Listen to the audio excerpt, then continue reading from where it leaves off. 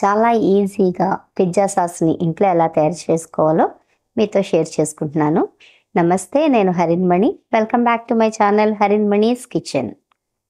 ముందుగా ప్యాన్లో ఆయిల్ వేసి వేడెక్కిన తర్వాత సన్నగా కట్ చేసిన వెల్లుల్లి రెబ్బలు, అలాగే సన్నగా తురుముకున్న ఉల్లిపాయ ముక్కలు వేసి అందులో రుచికి సరిపడా ఉప్పు, కారం కూడా వేసుకుని వేయించుకోవాలి.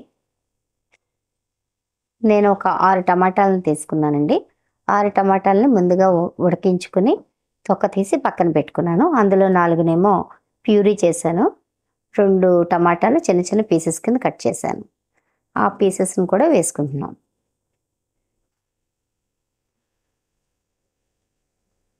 ఇప్పుడు మూత పెట్టి మగ్గించుకుందాం. చూసారుగా టమాటా బాగా మగ్గిపోయింది. ఇప్పుడు ఇందులో టమాటా ప్యూరీ కూడా వేసుకుంటున్నాం. ఇప్పుడు ఇందులో మరి కొంచెం వాటర్ కూడా వేసుకోవాలి.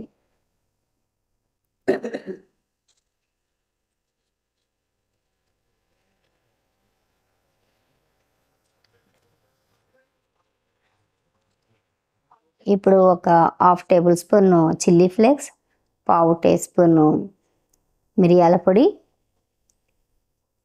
1 స్పూను పంచదార వేసుకున్నాను. వీటన్నిటిని బాగా కలుపుకోవాలి. ఇప్పుడు ఇందులో వాటర్ అంతా దగ్గర అయ్యే వరకు మూత పెట్టి మగ్గించుకుందాం.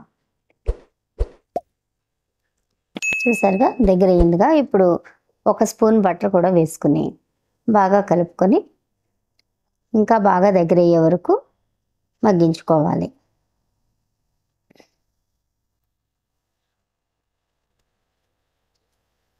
చూసారుగా దగ్గర అయిపోయింది.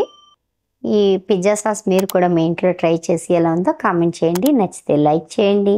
అలాగే నా వీడియోని షేర్ చేయండి. మరిన్ని రుచికరమైన వంటల కోసం నా ఛానల్ని సబ్స్క్రైబ్ చేసుకుని నోటిఫికేషన్స్ ఆన్లో ఉంచుకోండి. Thanks for watching.